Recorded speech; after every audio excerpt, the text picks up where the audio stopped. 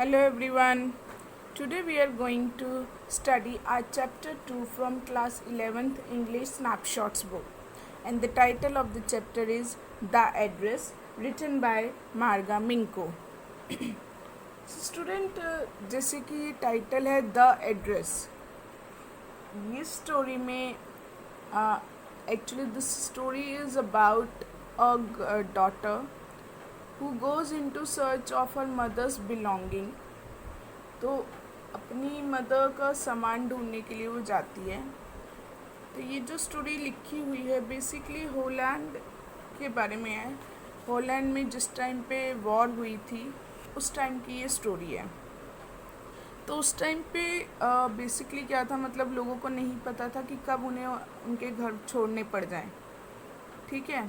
तो उस टाइम पे जो एक लेडी थी, उनकी एक फ्रेंड जो कि बीच में तो काफ़ी टाइम से उन्हें नहीं मिली और अचानक से मिलती है, और वो अपना उनका सामान जो है ये कहकर कि वो अपने पास सेफ रखेंगी ले जाती हैं.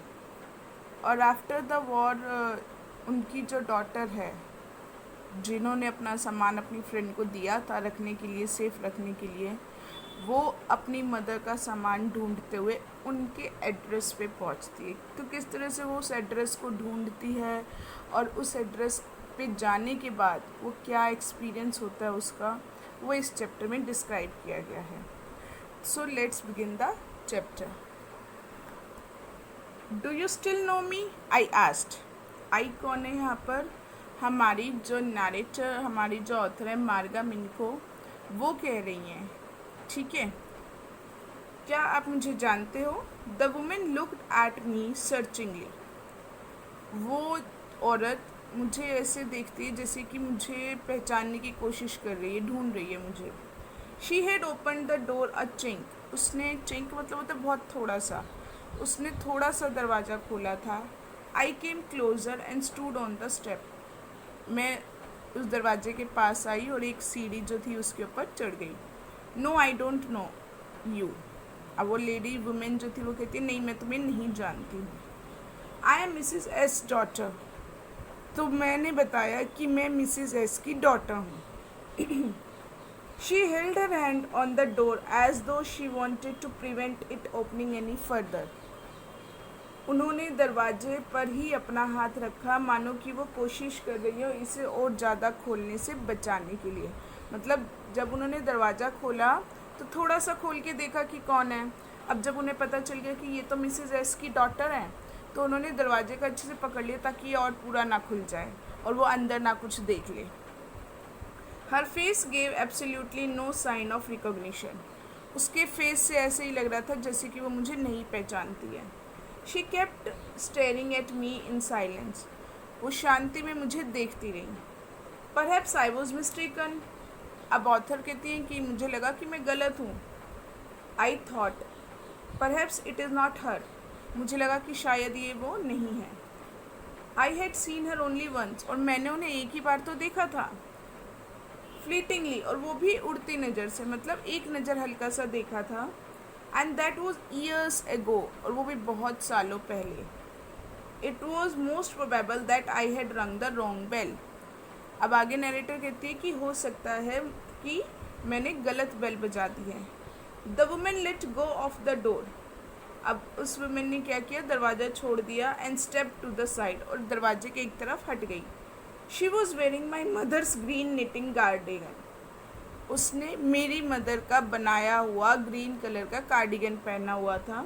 The wooden buttons were rather pale from washing. और जो वुडन के बटन लगे हुए थे उसके ऊपर वो वॉश कर करके फीके पड़ गए थे. She saw that I was looking at the cardigan. उसने देखा कि मैं कार्डिगन की तरफ देख रही हूँ. And half hide her self again behind the door.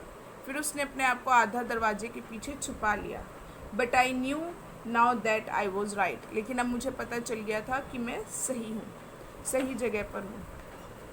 तो देखिए इसमें जो हमारी नरेटर हैं वो बता रही हैं कि वो एक एड्रेस ढूंढते हुए वहाँ पर गई और उन्होंने जब दरवाज़ा खटकाया तो वहाँ से जो वुमेन बाहर आई, उसने बोला कि नहीं मैं तुम्हें नहीं जानती। उसने जानबूझ के ऐसे बोला क्योंकि उसे पता था कि ये अपना सामान वापस लेके जा सकती है। तो जान के वो क्या कहती है कि नहीं मैं तुम्हें नहीं जानती। लेकिन वो उसका पहले तो ऑथर को भी लगा कि शायद वो गलत जगह पर आ गई हैं, लेकिन जब उन्होंने अपनी मदर का कार्डिगन देखा पहना हुआ उसे, तो उन्हें यकीन हो गया कि नहीं वो सही जगह पर आई हुई हैं। Well you knew my mother I asked, मैंने पूछा तुम मेरी मदर को जानती थी। Have you come back said the women, अब उस औरत ने पूछा क्या तुम वापस आ गए हो। I thought that no one had come back, मुझे तो लगा था कोई भी वापस नहीं आया। तो उस वुमेन को पूरा श्योर था कि कोई वापस नहीं आएगा और ये जो सामान है उसका हो जाएगा। ओनली मी, अब नैरेटर ने बोला सिर्फ मैं आई हूँ। A door opened and closed in the passage behind her. A musty smell emerged. और उसके पीछे से एक और दरवाज़ा खुलता है और फिर बंद हो जाता है।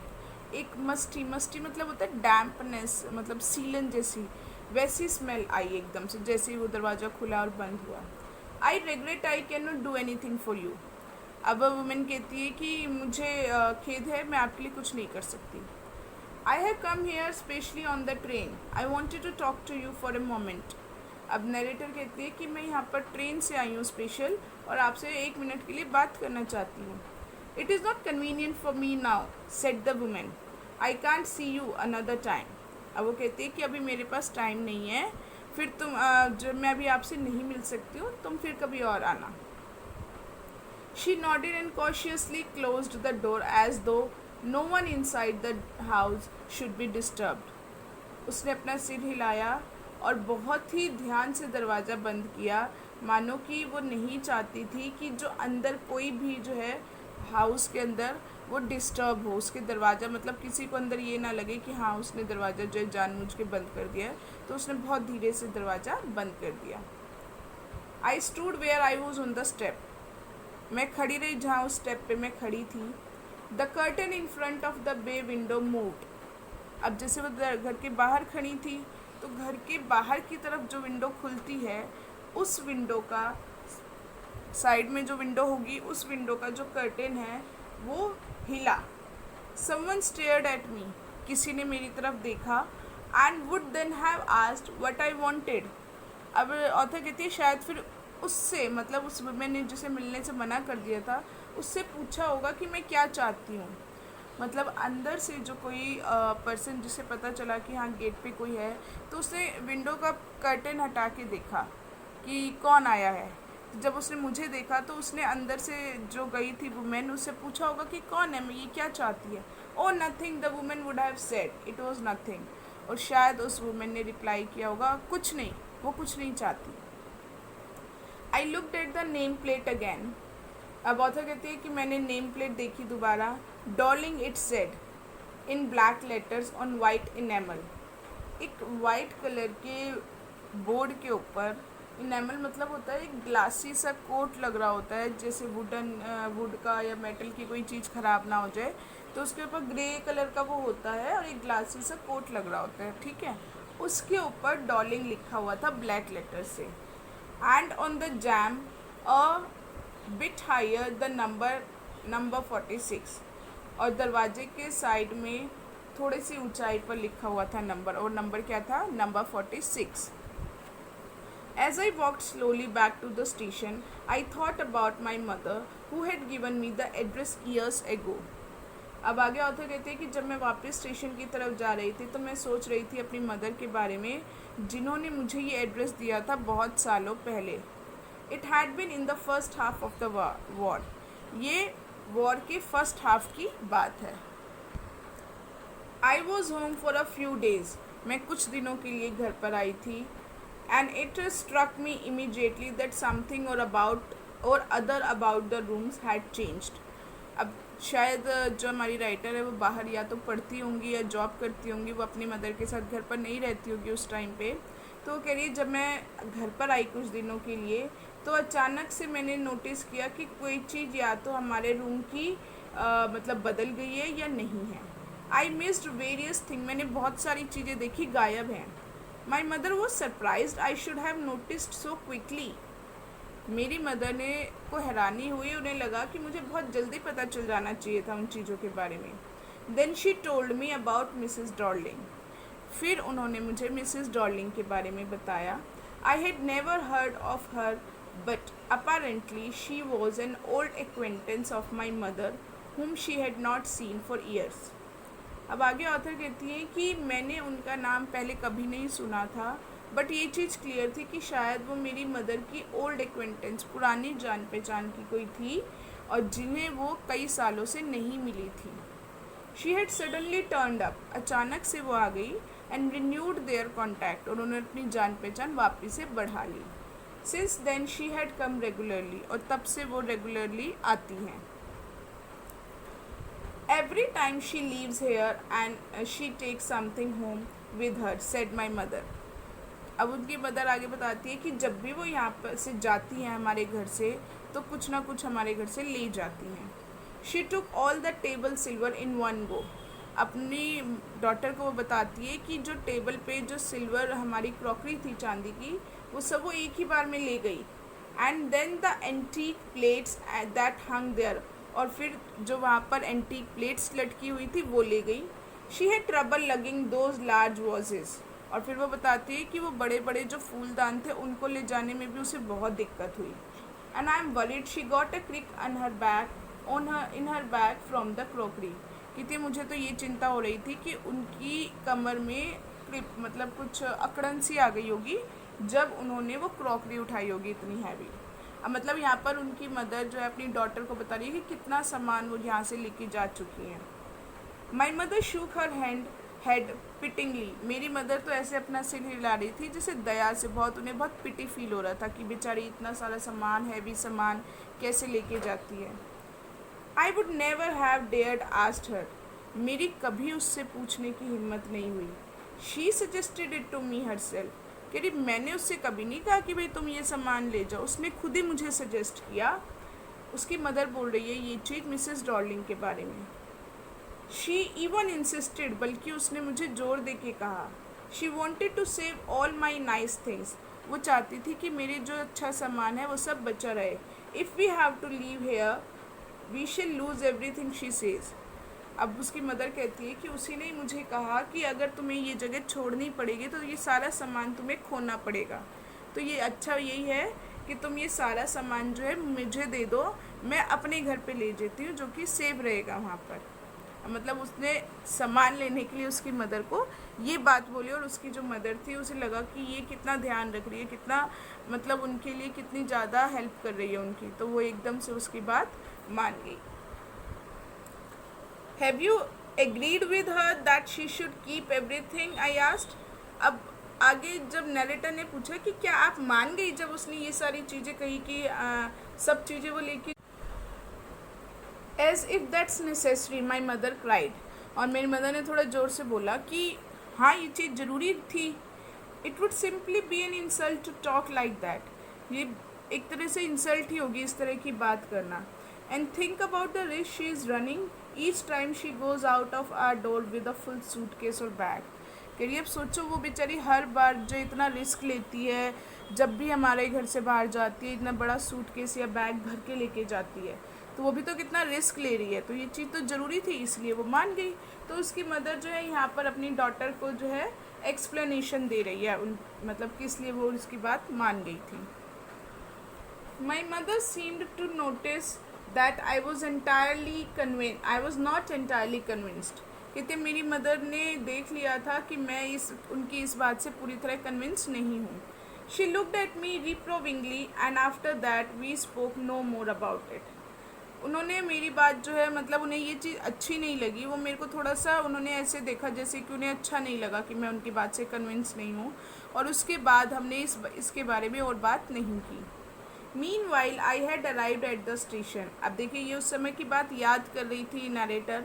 अब एक्चुअल में तो वो स्टेशन पे जा रही थी वापस वहाँ से, तो वो फिर अब बता रही हैं, अब कह रही हैं कि मैं इतनी में स्टेशन पे पहुँच गई without having paid much attention two things on the way. बिना उस रास्ते में और चीज़ों की तरफ ध्यान दिए हुए मैं स्टेशन पर पहुँच गई।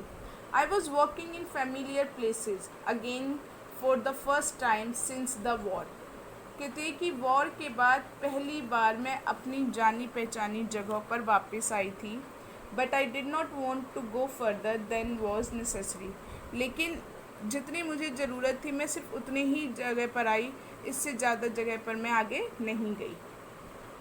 I did not want to upset my self with the sight of streets and houses full of memories from a precious time. मैं अपने आप को अपसेट नहीं करना चाहती थी उन गलियों को, उन घरों को देखकर जो कि मेरी पुरानी यादों से भरे हुए थे, जो कि बहुत प्रेशियस टाइम था मेरा तब की। प्रेशियस टाइम मतलब जो उनके बचपन की जो यादें थी, मतलब पहले की जो यादें थी, कह रही है कि वो इतनी प्रेशियस थी मेरे लिए। उन मेमोरीज़, उन यादों में वो गलियाँ और वो घर जो थे उनको देखकर दोबारा मैं अपसेट नहीं होना चाहती थी। In the train back, I saw Mrs. Darling in front of me again as I had the first time I met her.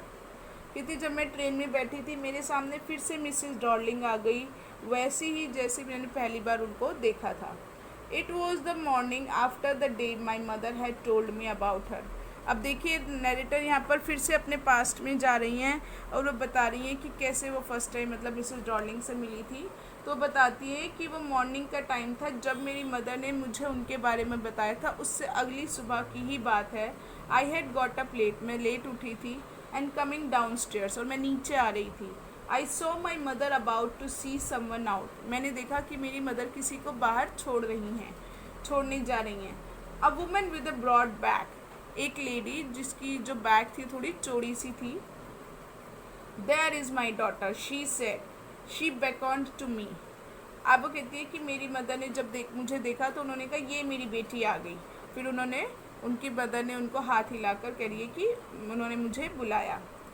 The woman nodded and picked up the suitcase under the coat rack, कहते हैं कि उस women ने अपना सिर हिलाया और coat rack के नीचे से जो था उस सूटकेस को उठाया। She wore a brown cat and brown coat and a shapeless hat, उसने एक ब्राउन कोट पहना हुआ था और एक ऐसी हेड पहनी हुई थी जो कि उसके हेड पर फिट नहीं थी। Does she live far away, I asked, seeing the difficulty she had going out of my house with the heavy case. अब वो कहती है कि मैंने पूछा अपनी मदर से कि क्या ये दूर रहती हैं, जिस तरह से वो उनको इतनी दिक्कत हो रही थी वो हैवी सा केस उठा के घर से बाहर ले जाने में। तो उसको देखते हुए नरेटर कहती है कि मैंने पूछा क्या ये दूर रहती है। In Macaroni Street, said my mother, number 46, remember that. अब उनकी मदर ने बोला ये मैक्रोनी स्ट्रीट में रहती हैं, नंबर 46, याद रखना। आई हैड रिमेंबर्ड इट, मैंने याद कर लिया था। But I had waited a long time to go there, लेकिन मुझे बहुत ज़्यादा इंतज़ार करना पड़ा था वहाँ जाने के लिए। Initially after the liberation I was absolutely not interested in all that stored stuff and naturally I was also rather afraid of it.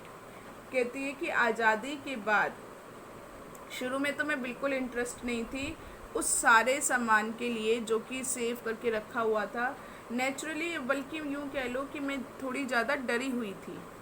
Afraid of being confronted with things that had belong to a connection that no longer existed. डरी इसलिए हुई थी क्योंकि मुझे उन चीज़ों का सामना करना पड़ता जो चीज़ें जो हैं मेरे पुराने, जिनसे उनका कनेक्शन है, जो चीज़ें जिससे बिलोंग करती है, जिन चीज़ों से उनका कनेक्शन है वो अब इस दुनिया में नहीं है, वो ज़्यादा नहीं है। मतलब कि शायद या तो उनकी मदर की डेथ हो गई होगी या वो जगह छोड़ दिया उन्होंने। तो वो कहती हैं कि भाई उन चीज़ों को मैं दोबारा से देखूं और फिर मुझे पुरानी याद आती, तो मैं उस चीज़ से डरी हुई थी। which were hidden away in cupboards and boxes and waiting in vain until they were put back in their place again। उन चीज़ों के बारे में जो कि छुपा कर रखी गई है कबर्ड में या बॉक्सेस में, और वो वेट कर रही है जो कि बेकार है। किस चीज़ का वेट कर रही है कि उन्हें वापस से उनकी जगह पर रखा जाए। Which had endured all those years because they were things, जिन्हें इतने सालों से जो था संभाल कर रखा गया था क्योंकि वो चीज़ें थी। मतलब वो चीज़ें थी, इतना संभाल के उन्हें रखा गया और वो हैं अभी भी। इतने विच हैड एंड्योर्ड, जो इतने सालों से मतलब है भी सही, मतलब अपनी पुरानी कंडीशन में ही है। तो यहाँ पर नरेटर बता रही हैं कि वो चीज़ें जो कि छुपा कर रखी गई है कहीं ना कहीं कबर्ड में, बॉक्सेस में, और वो चीज़ें उनकी देखने की हिम्मत नहीं हो रही है, क्योंकि वो चीज़ें जो हैं उनके पास्ट से कनेक्टेड है, जो कि अब वो ज़्यादा वो है नहीं इस दुनिया में। और वो कहती है कि वो चीज़ें संभाल के रखी भी गई होंगी, एंड्योर्ड होंगी, मतलब अभी भी वैसी ही होंगी, क्योंकि वो सिर्फ चीज़ें हैं।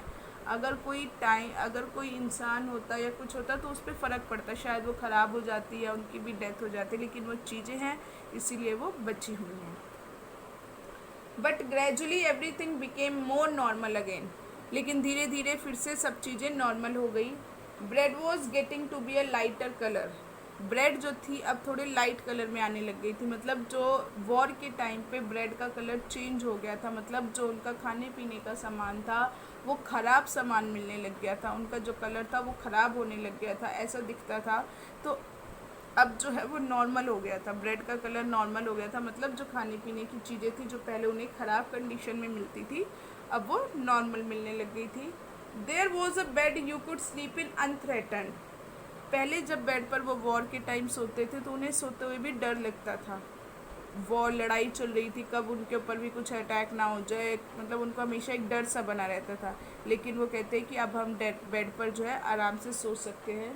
A room with a view you were more used to glancing at each day, room का वो सीन जो आप पहले हर रोज़ देखा करती थी अब फिर से वैसा ही हो गया है, मतलब वॉर के टाइम पे तो बाहर देखने से भी डर लगता था और बाहर का जो सीन था, जो नज़ारे थे वो बिल्कुल बदल गए थे।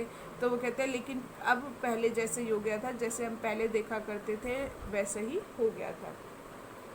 And one day I noticed I was curious about all the possessions that must still be at that address, एक दिन मैंने नोटिस किया कि मेरा मन कर रहा है कि मैं वो सारी चीज़ें देखूं जो कि वहाँ पर इकट्ठी रखी गई हैं उस एड्रेस पे। I wanted to see them, touch, remember, मैं उन्हें देखना चाहती थी, टच करना चाहती थी और अब याद करना चाहती थी। After my first visit in vain to Mrs Dorling house, मेरी पहली विजिट मिसेस डॉर्लिंग के हाउस में जो बेकार गई थी, I decided to try a second time, मैंने डिसाइड किया कि मैं दोबारा जाऊंगी। Now a girl of about 15 opened the door to me, अब नरेटर कहती है कि अब की बार जब मैं गई तो मेरा एक 15 साल की लड़की ने मेरे लिए दरवाज़ा खोला। I asked her if her mother was at home, मैंने उससे पूछा कि क्या उसकी मदर घर पे हैं। नो शी सेड, उसने कहा नहीं। My mother's doing an errand, मेरी मदर को है जो है कोई ज़रूरी काम से गई हैं। No matter, I said I will wait for her, उन्होंने कहा कोई बात नहीं, मैं उनका इंतज़ार कर लूँगी।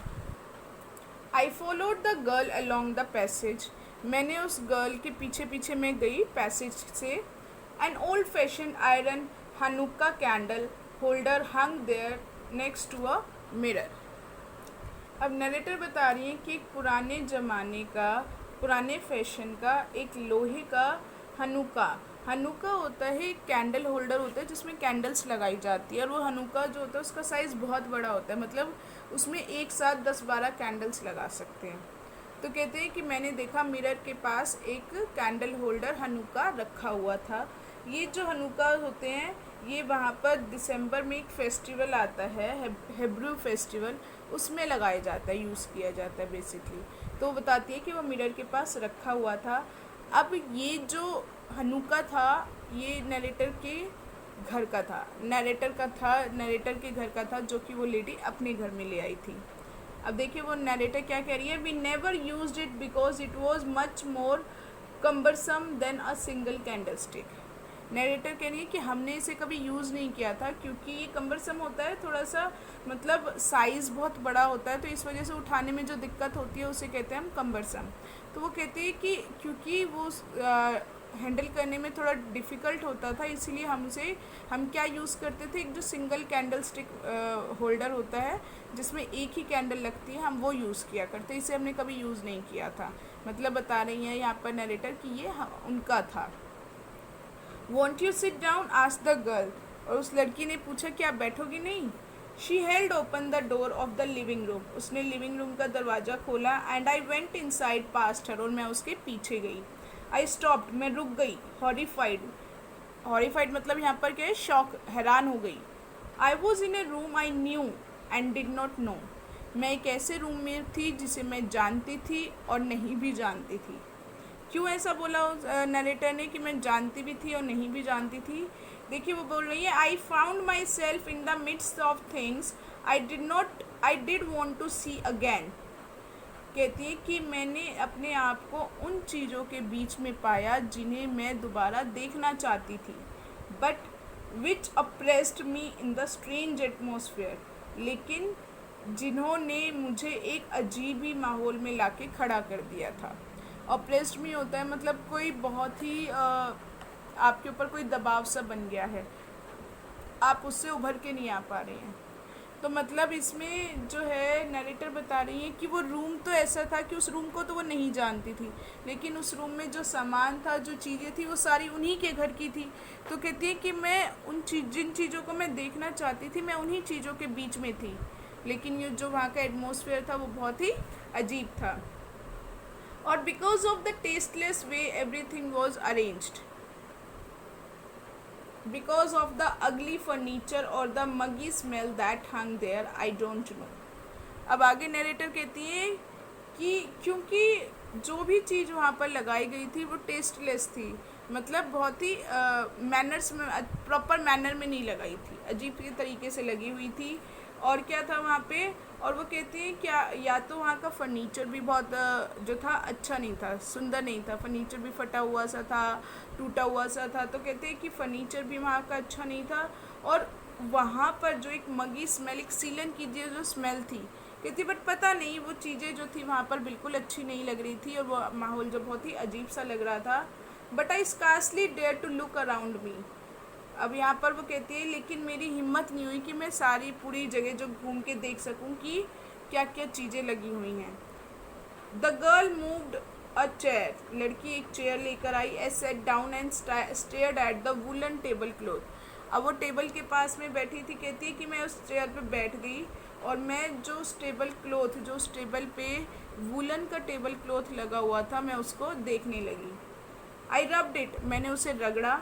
माई fingers grew warm from rubbing, जब मैंने उसके ऊपर अपना हाथ रगड़ा तो मेरी जो फिंगर्स थी वो गर्म हो गई। अब वो वुलन का था तो वो गर्म होनी थी।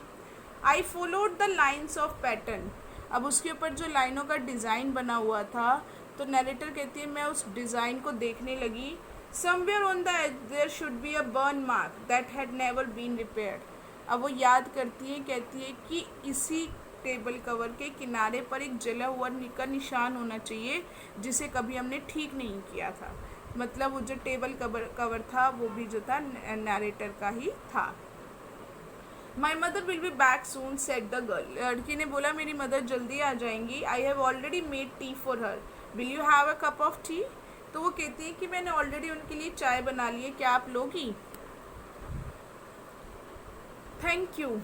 आई लुकड अप, मैंने उसकी तरफ देखा। The girl put cups ready on the table, अब लड़की ने जो टी टेबल जो थी उसके ऊपर कप रख दिया।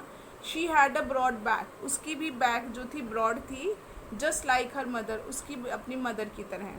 क्योंकि जब पहली बार नरेटर ने उनको देखा था वो बैक साइड से ही देखा था पहले तो वो कहती है कि उसकी जो बैक थी वो ब्रॉड थी। तो वो कहती है कि उनकी लड़की की जो अभी उसके साथ रूम में है उसकी भी जो बैक है अपनी मदर की तरह ब्रॉड है।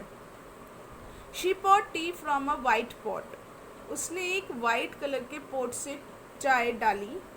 All it had was a gold border on the lid, और उसके जो ढक्कन था, लिड था उस पोट का, उस पर गोल्ड बॉर्डर बना हुआ था, गोल्डन लाइन थी। आई रिमेंबर्ड, मुझे याद था। She opened a box and took some spoons out, अब उसने वो एक बॉक्स खोला और उसमें से कुछ स्पून्स बाहर निकाली। तो मतलब वो जो टी पॉट था वो भी नरेटर का था। अब वो जो वो बॉक्स खोल के स्पून्स निकाल रही हैं वो भी नरेटर की होगी। नरेटर कहती कि मुझे याद है कि हाँ हमारे पास एक ऐसा ही वाइट कलर का था, उसका भी ऐसे ही गोल्डन बॉर्डर था। That is a nice box, I heard my own voice. अब यहाँ पर नरेटर क्योंकि बहुत ही अजीब से माहौल में है तो वो कहती है कि मुझे जो मेरी आवाज़ ही अजीब लग रही थी जब मैंने कहा कि अच्छा बॉक्स है, मैंने अपनी ही आवाज़ सुनी। It was a strange voice. अब नरेटर कहती मुझे अपनी आवाज़ भी अजीब लग रही थी ऐसे माहौल में जाने के बाद। एज दो each sound was different in this room, मानो ऐसे लग रहा था कि इस रूम में जो भी मेरी आवाज़ निकल रही है वो अलग होकर निकल रही है।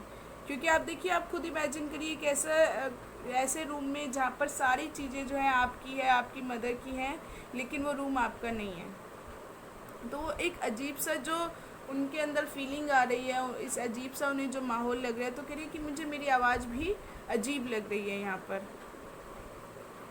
ओ यू नो अबाउट देम। अब वो लड़की कहती है, आप जानते हो इनके बारे में। She had turn round and brought me my T. वो मुड़ी और उसने मुझे मेरी चाय दी। शी लाफ्ड, वो हंसी। My mother says it is antique. अब यहाँ पर जो है वो बताती है लड़की कि मेरी मदर कहती है कि ये एंटीक हैं। We have gots lots more, हमारे पास और भी हैं। She pointed round the room, उसने रूम की तरफ इशारा किया। सी फॉर योर सेल्फ, कहती अपने आप ही देख लो आप। I had no need to follow her hand. अब जिस तरफ वो इशारा कर रही थी, तो नरेटर कहती है कि मुझे कोई ज़रूरत नहीं थी कि मैं उसके हाथ की तरफ देखूं। I knew which things she meant, मुझे पता था वो किन चीज़ों के बारे में बोल रही है। I just looked at the still life over the tea table. मैं अभी भी ऐसे लग रहा था उस चाय की टेबल पे जो है मेरी ज़िंदगी रुक गई है। As a child I had always fancied the apple on the future plate. अब देखिए यहाँ पर वो कह रही है नरेटर कि उस टी टेबल के ऊपर एक फ्यूचर प्लेट रखी हुई है, एक एलॉय, एक जो मेटल होता है ग्रे कलर का, उस वो जो प्लेट रखी हुई थी उसमें जो है आर्टिफिशियल एप्पल्स रखे हुए थे। ठीक है, तो वो एक मतलब डिज़ाइनर प्लेट थी, एक शो पीस था। तो वो जब कहती है नरेटर कि जब मैं बच्ची थी तो हमेशा से मेरा मन करता था कि मैं इस फ्यूचर प्लेट्स के एप्पल को खाऊं। तो अभी भी मतलब वो उन्हीं टी टेबल के ऊपर वो जो सामान था, उन चीज़ों को देख के कहती है मैं तो वहीं स्टक हो गई थी, मुझे ऐसा लग रहा था मेरी लाइफ तो यहीं रुक गई है। और उन्होंने उसकी तरफ नहीं देखा जो वो लड़की दिखाना चाह रही थी, मतलब रूम में जो वो और चीज़ें दिखाना चाहती, कहती है मैंने वो देखा ही नहीं क्योंकि मैं तो टी टेबल पे ही अटकी हुई थी। We use it for every thing she said, उसने बोला हम इसे हर चीज़ के लिए यूज़ करते हैं। Once we even ate off the plates hanging there on wall. अब वो उन क्रॉकरीज के बारे में बता रही है जो कि वो जो क्रॉकरीज नरेटर के टेबल के ऊपर की जो सिल्वर की क्रॉकरी थी।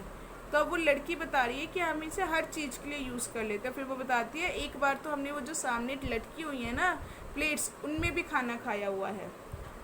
आई वॉन्टेड सो मच, मेरा बहुत मन था उनमें खाने का। But it was not any thing special, लेकिन कुछ ज़्यादा फ़र्क नहीं लगा खाने के बाद, मतलब उसमें। अब मतलब वो लड़की बता रही है कि किस तरह से वो नरेटर्स का सामान यूज़ कर रहे हैं डेली रूटीन में अपने।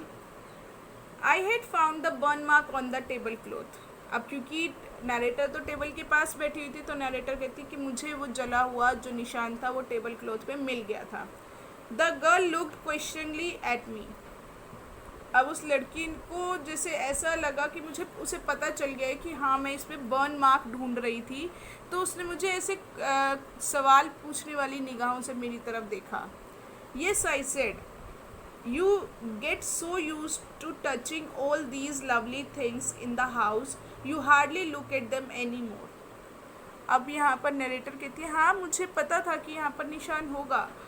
आप जो है कई बार अपनी चीज़ों को, घर में जो आपकी चीज़ें होती है, अच्छी चीज़ें होती है, उनको टच करने में इतना ज़्यादा बिजी हो जाते हो, इतना उन्हें टच करते हो कि आप उनकी तरफ ज़्यादा ध्यान ही नहीं दे पाते।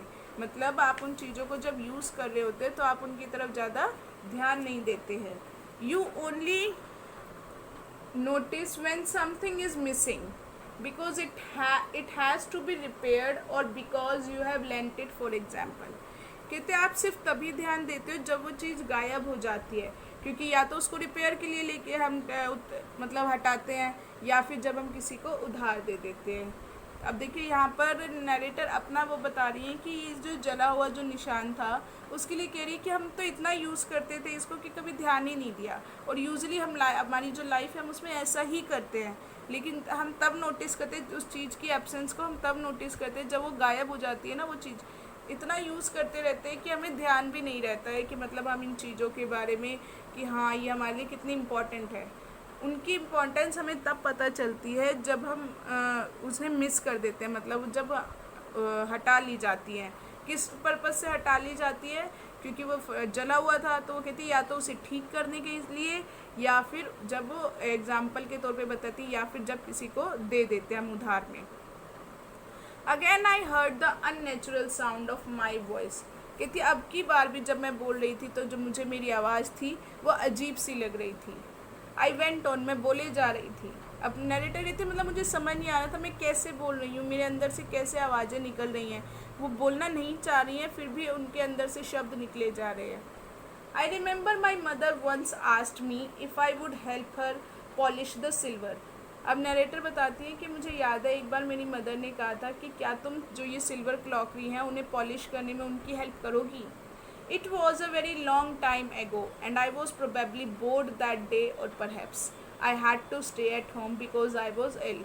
कहती ये बहुत पुरानी बात है, उस टाइम पे शायद मैं बोर हो रही थी उस दिन, या फिर शायद मैं घर पर थी क्योंकि मेरी तबीयत ठीक नहीं थी, मैं बीमार थी। क्योंकि अभी नरेटर ने पहले ही बताया था कि वो छुट्टियों में आई थी घर पर, तो मतलब वो अपने घर पे हमेशा नहीं रहती थी। तो कहती कि शायद उस दिन मैं घर पर थी क्योंकि मेरे बीमार थी, या फिर मैं उस दिन शायद बोर हो रही थी। उस दिन की बात है जब मेरी मदर ने मुझे कहा कि ये सिल्वर की जो क्रॉकरी है इसे पॉलिश करने में उनकी हेल्प करो। As she had never asked me before, क्योंकि इससे पहले उन्होंने मुझे कभी ऐसे नहीं कहा था कि मतलब उनकी काम करने में हेल्प करो। I asked her which silver she meant and she replied surprised that it was the spoons, forks and knives of course। अब नरेटर ने पूछा कि किस सिल्वर क्रॉकरी की बात कर रही है, तो उन्होंने आंसर दिया हैरान होते हुए ये जो भाई स्पून्स फोक्स और जो चाकू ये रखे हुए हैं उनके बारे में बोल रही हैं वो।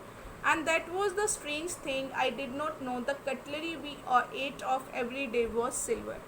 अब नरेटर कहती हैं कि उस दिन मुझे हैरानी हुई जब मुझे ये नहीं पता था कि जिन कटलरी में हम डेली खाना खाया करते थे वो चांदी की थी, सिल्वर की थी। द गर्ल लाफ्ड अगेन, वो लड़की हंसी उसकी इस बात को सुनकर।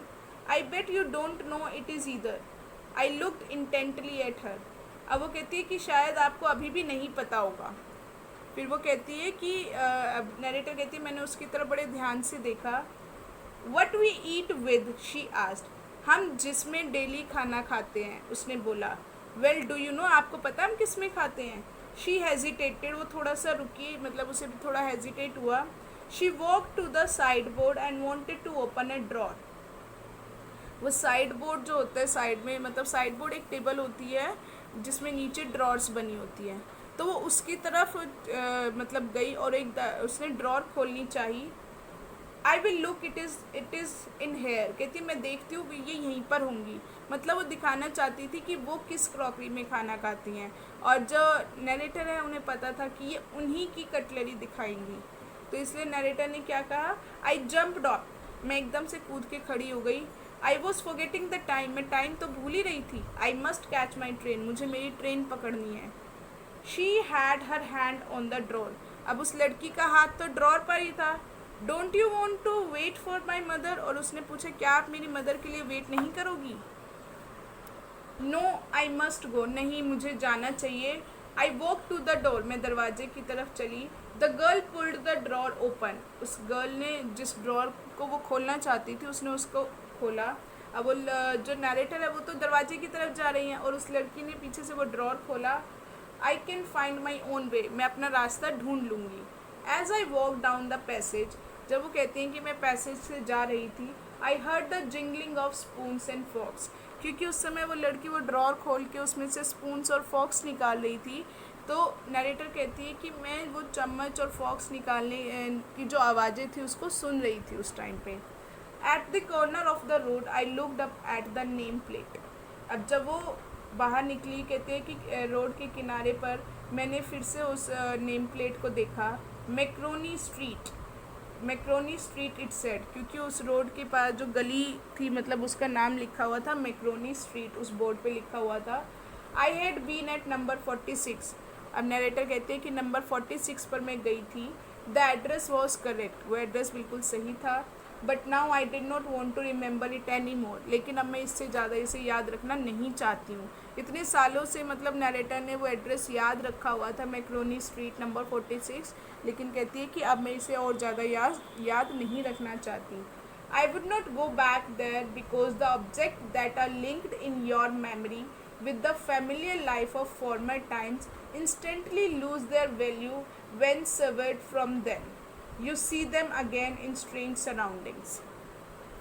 अब देखिए नरेटर क्या कहती हैं कि I did not want to remember it any more, मैं इसे और ज़्यादा याद नहीं रखना चाहती हूँ। I would not go back there, मैं वापस से नहीं जाऊँगी इस एड्रेस पर, क्योंकि जो चीज़ें आपकी पुरानी लाइफ की से जुड़ी हुई थी, जो आपकी यादों में थी, अचानक से उनकी वैल्यू ख़त्म हो जाती है जब हम उन्हें देखते हैं एक अजीब से माहौल में, सेवर्ड फ्रॉम यू, जब वो आपसे सेपरेट, आपसे अलग हो जाती हैं। तो अब नरेटर यहाँ पर अपनी फीलिंग्स बता रही हैं कि वो चीज़ें जिन्हें वो इतने मतलब जो उनकी मेमोरीज़ में थी, जो जिनमें वो अटैच थी, जिनसे कहती है अचानक से उनकी वैल्यू ख़त्म हो गई जब उसने उन्हें अजीब से एक माहौल में देखा, अलग माहौल में देखा। And what should I have done with them in a small rented room where the shreds of blackout paper still hung along the windows and no more than a handful of cutlery fitted in the narrow table drawer? अब narrator कहती है कि मुझे वो वापस चाहिए भी नहीं। कहती मैं क्या करूँगी उनका, मैं तो एक छोटे से रेंटेड रूम में रहती हूँ, वो एक रेंट के रूम में शिफ्ट हो गई है जो कि बहुत छोटा था।